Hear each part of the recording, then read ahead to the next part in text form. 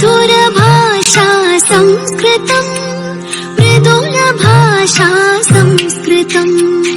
सर्वेभ्यो नमो नमः। आज की संस्कृत कक्षा में आप सबका स्वागत है और आज हम जानने वाले हैं BA second year third semester Sanskrit compulsory के यूनिट वाइज सिलेबस और क्वेश्चन पेपर के पैटर्न को। और आप जानते हैं स्टूडेंट्स, परीक्षाओं का दौर आरंभ हो रहा है और इस बार भी हमारा पेपर जो है ऑनलाइन मोड से होने वाला है। और अभी तक बहुत से ऐसे स्टूडेंट्स हैं जिन्हें अपने यूनिट वाइज सिलेबस का नहीं पता है, क्वेश्चन पेपर किस स्टाइल का आना है यह भी वह नहीं जानते हैं। तो इसलिए ये लेक्चर आपको बहुत हेल्प करने वाला है। जितने भी आपके सिलेबस और क्वेश्चन पेपर के रिगार्डिंग डाउट्स हैं वो सभी डाउट्स हम दूर करने का प्रयास करेंगे, इसलिए आप इस लेक्चर के एंड तक बने रहें।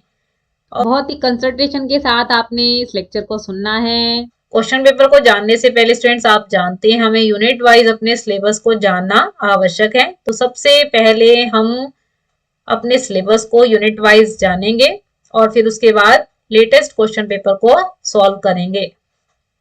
अब हम जानते हैं गुरु जम्बेश्वर यूनिवर्सिटी हिसार में BA second year third semester Sanskrit compulsory का क्या सिलेबस है।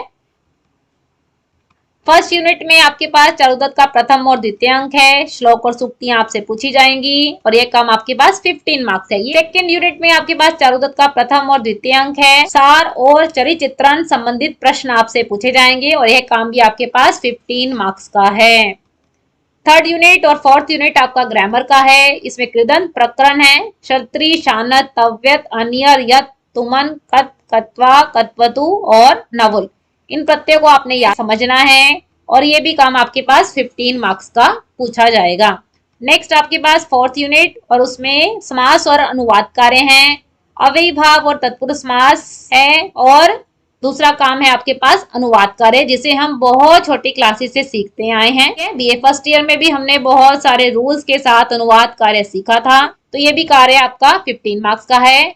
और देखिए स्टूडेंट्स, कुरुक्षेत्र यूनिवर्सिटी कुरुक्षेत्र और गुरु जम्बेश्वर यूनिवर्सिटी हिसार दोनों का सिलेबस सेम है, केवल यूनिट वाइज मार्क्स का डिवीजन अलग है। अब आपसे 20 मार्क्स के यहाँ पर वेरी शॉर्ट क्वेश्चन पूछे जाएंगे, तो यानी कि 10 क्वेश्चन है और हर एक क्वेश्चन 2 मार्क्स का है, तो यानी ये 20 मार्क्स आप बहुत आसानी से ले सकते हैं।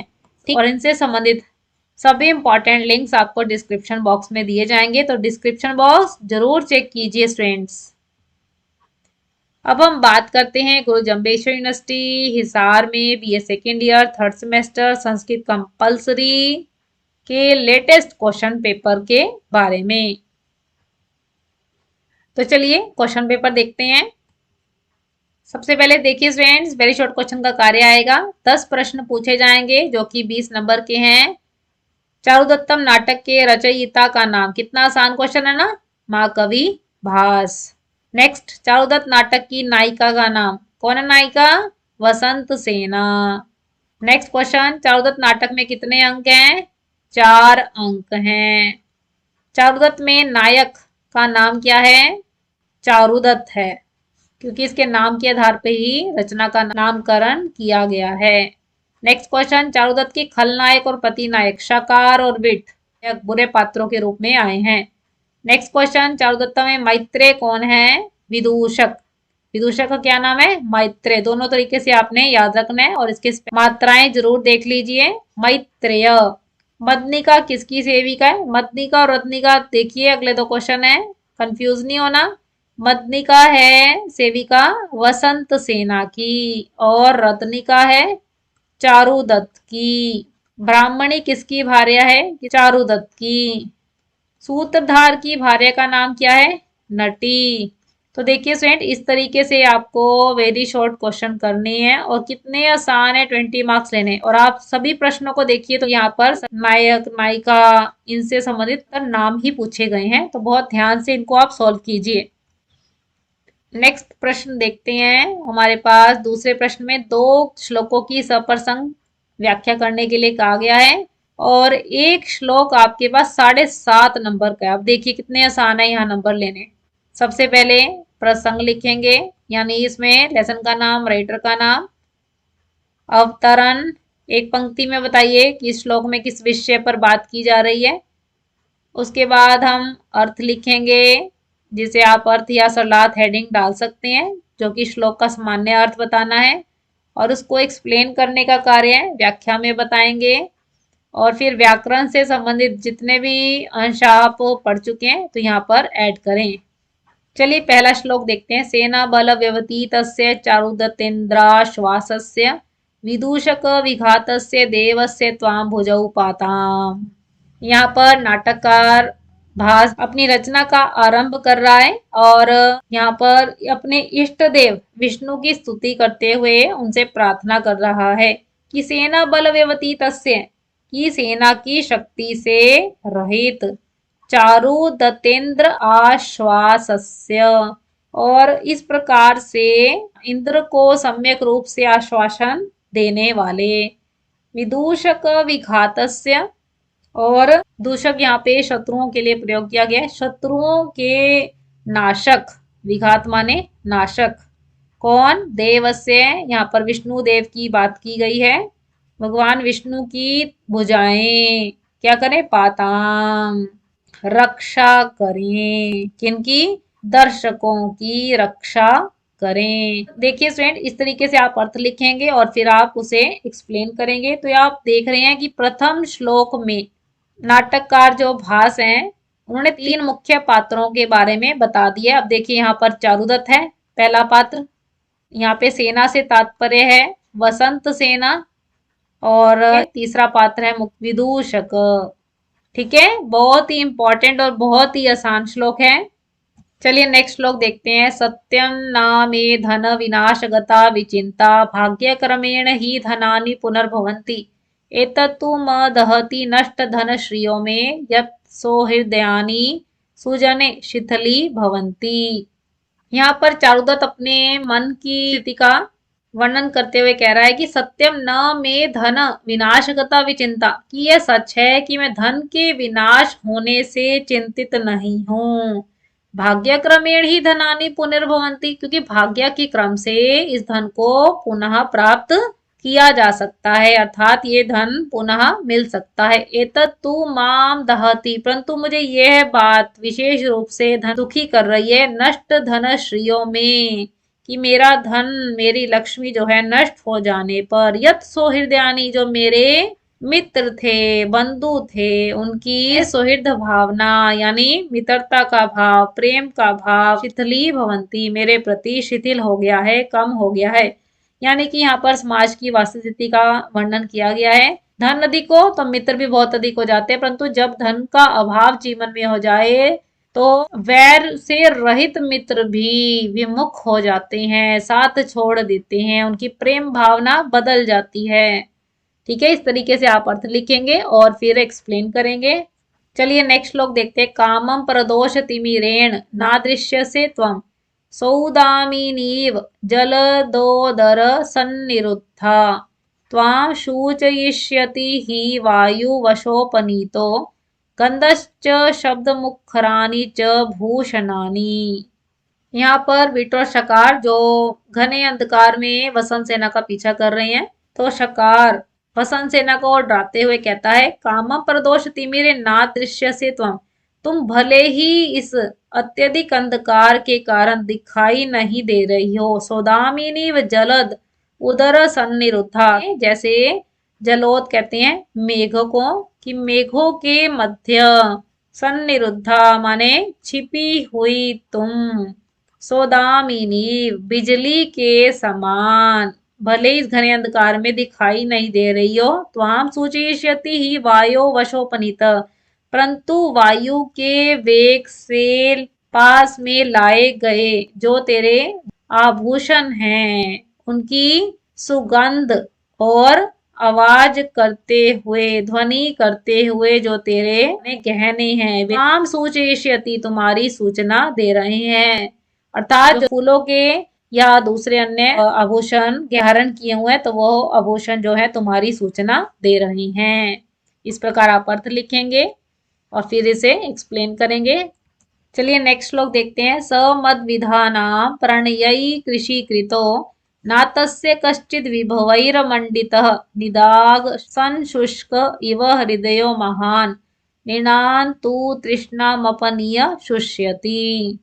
यहाँ पर विट और शकार जो वसंत सेना का पीछा कर रहे थे और घने अंधकार का लाभ उठाकर वसंत सेना चारुदत्त के घर में पहुंच जाती है और जो चारुदत्त की दासी रत्निका होती है वह शकार और विट के द्वारा पकड़ ली जाती है। और जब विदूषक चौराहे पर दीपक लेकर आता है तो शकार और विट को वास्तविक स्थिति का पता चलता है कि उनके द्वारा वसंत सेना के बहाने चारुदत्त की दासी रत्निका पकड़ ली गई है। तो विट जो है चारुदत्त के गुणों का वर्णन करते हुए कहता है, क्योंकि वह उसके गुणों से भयभीत हो रहा है और कहता है कि सब मदविदा नाम प्रणयी कृषिकृतो, वह मुझ जैसों की, प्रणयी माने प्रार्थना को स्वीकार करते हुए ही कृषयी कृतो निर्धन हो गया है, धन से रहित हो गया है। नातस्य कश्चित विभवैर मंडित, क्योंकि कोई भी ऐसा नहीं है जो उसके वैभव से कभी अमंडित माने तिरस्कृत हुआ हो, अपमानित हुआ हो। निदाग संशुष्क इव हृदयो महान, निदाग शुष्क माने ग्रीष्म ऋतु के सूखे हृदयो सरोवर के समान, वह निर्नाम तू तृष्णा माने प्यास, लोगों की प्यास को बुझाने से ही अपनिया शुष्यति शांत हो गया है, सूख गया है। तो इस तरीके से आपने अर्थ लिखना है और फिर आप उसे एक्सप्लेन करेंगे।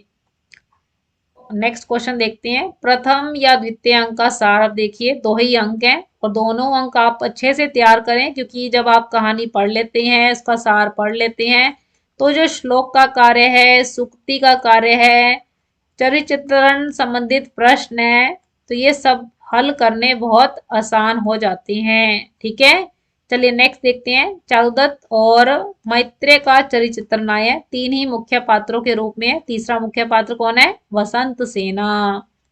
ठीक है, इन तीनों का चरित्रण बहुत अच्छे से तैयार करें।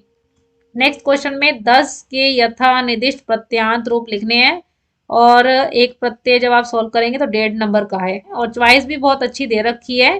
तो कोशिश कीजिए व्याकरण के जितने भी अंश पूछे जाएं उसे पूरा सोल्व करें। मतलब चॉइस है तो उस चॉइस की ओर आपने ध्यान नहीं देना, पूरा अटेम्प्ट करें। अगर आपको 10 कही है तो 10 से ज्यादा अगर आते हैं तो वो भी अटेम्प्ट कर दें, क्योंकि कई बार ऐसा होता है हलंत विसर्ग की गलती हो जाती है और फिर उसके मार्क्स कट जाते हैं। अगर आप ज्यादा लिख देंगे तो प्रायश ऐसा देखा गया कि एग्जामिनर उसको चेक कर देता है, तो वहां आपके नंबर कटेंगे नहीं, फिर नंबर पूरे में से पूरे मिलने की संभावना रहती है।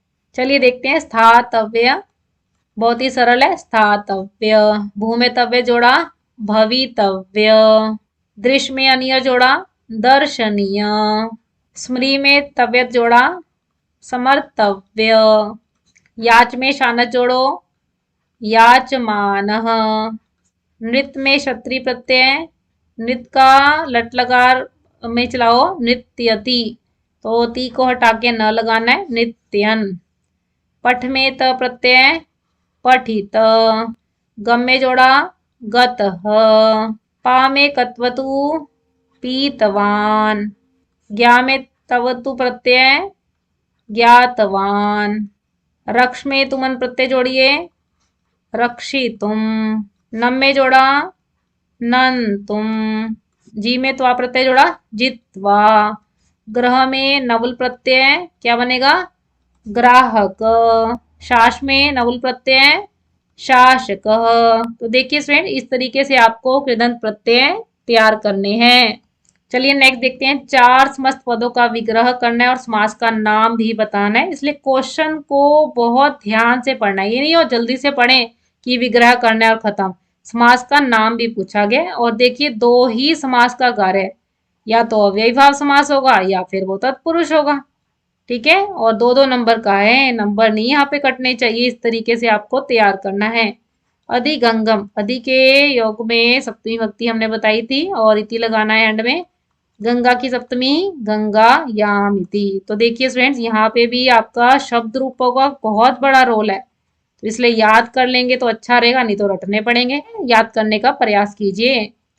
विष्णु की सप्तमी लगाइए विष्णु इति, और ये दोनों उदाहरण किसके हैं अव्ययी भाव समास के। उपकृष्णम भी है अव्ययी भाव समास का उदाहरण है और ये बनेगा कृष्णस्य। उप के योग में षष्ठी विभक्ति लगानी है और उपमाने समीपम। निर्जनम यह भी अव्ययी भाव समास का उदाहरण है। जनानाम अभावः। प्रत्येकम यह भी अव्ययी भाव समास है। कैसे बनाएंगे? एकम एकम प्रति। नृपाश्रिता यहाँ पे तत्पुरुष समास है। नृपम आश्रितः। शरणागतः शरणम आगतः। शरण को आया हुआ तत्पुरुष समास है। चौर भयम चोरात भयम। ठीक है फ्रेंड्स, चलिए नेक्स्ट देखते हैं। और सबसे लास्ट पार्ट में हमसे अनुवाद का कार्य पूछा गया है। किसी भी वाक्य को देखकर फ्रेंड्स कैसे पता चलेगा कौन सा लकार है? तो इसलिए लकारों का परिचय आपको पता होना चाहिए, लकार याद भी होने चाहिए, कुछ शब्द रूप भी याद कीजिए, विभक्तियों के नियम भी याद कीजिए, तभी आप अनुवाद कार्य कर सकते हैं। रमा लेख लिखती है, कितना सरल उदाहरण है। रमा लेखम लिखती। ऐसे कई वाक्य खुद बनाकर देखिए तो अपने आप याद हो जाएंगे। सिंह वन में विचरण करता है। सिंह वन में, सप्तमी लगाइए यहाँ पर। वने विचरणम करोति। और सरल और अधिक करना है तो विचरती भी कर सकते हो। ठीक है, चलिए नेक्स्ट मैं की बनाइए। अहम, सीधा यहां से इसको कनेक्ट कीजिए। पढ़ता हूं, पठामी। लट लकार उत्तम पुरुष एक वचन का वाक्य है। द्वितीय वर्ष में पढ़ता हूं, द्वितीय वर्षे पठामी। किसान को क्या कहते हैं? कृषकः। खेत माने क्षेत्रम। जाता है, गच्छति। लट लकार प्रथम पुरुष एक वचन का वाक्य है। समझ आ रहा है फ्रेंड्स आप सबको? चलिए नेक्स्ट देखते हैं। वह बाण से। बाण से साधन हो गया तो ये बना बाणेन। बाण ज्यादा है तो बाण ही कर दीजिए, एक है तो बाणेन कर दीजिए। वह माने स। मारता है, जब भी कर्ता यानी सब्जेक्ट को वर्ब के साथ जोड़ें क्या बनेगा? मारता है, हनती। राक्षस को राक्षसम। नेक्स्ट देखते हैं। शोर मत करो, मना करने के योग में अलम लगाते हैं। शोर के लिए कोलाहल और उसकी तृतीया क्या बनेगी? कोलाहलेन। नेक्स्ट देखिए, महाविद्यालय के दोनों ओर। दोनों ओर के लिए अभित या उभ्यत भी लगा सकते हैं आप। और उसमें द्वितीय विभक्ति आती है। महाविद्यालय की द्वितीय क्या होगी? महाविद्यालयम। अभित वृक्ष हैं, वृक्षाः सन्ति। ठीक है फ्रेंड्स, धन दान के लिए होता है। के लिए लगाया, चतुर्थी लगा दिए। दानाय। धनम दानाय होता है माने भवती। वृक्ष से पत्ता गिरता है, अलग होने का भाव है।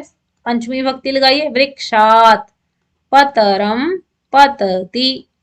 श्याम दूध पीता है, बहुत ही सरल वाक्य है। श्यामः दुग्धम पिबति। नेक्स्ट, विद्वान सब जगह पूजा जाता है। विद्वान सब जगह के लिए सर्वत्र पूजा जाता है, पूज्यते। नेक्स्ट देखते हैं। हनुमान को नमस्कार है। हनुमते नमः। इस तरीके से फ्रेंड्स आपको अनुवाद कार्य करना है। और देखो कितनी अधिक चॉइस है, 7 वाक्य कही हैं और चॉइस देखिए बहुत अधिक है, तो बहुत ध्यान से करना है आपने।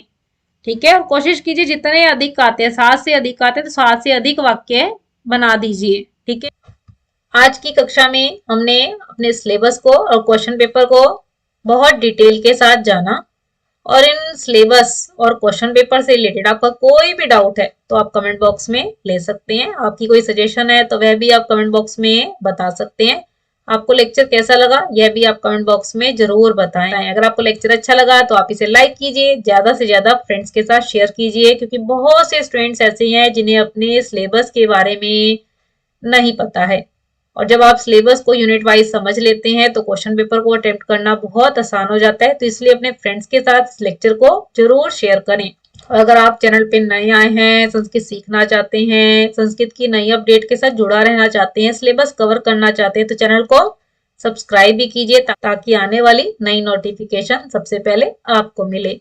आप हमें फेसबुक और इंस्टाग्राम के पेज पे भी फॉलो कर सकते हैं। आशा रख सकते हैं कि आपने लेक्चर बहुत ध्यान से सुना होगा, आपके सभी डाउट्स क्लियर हुए होंगे।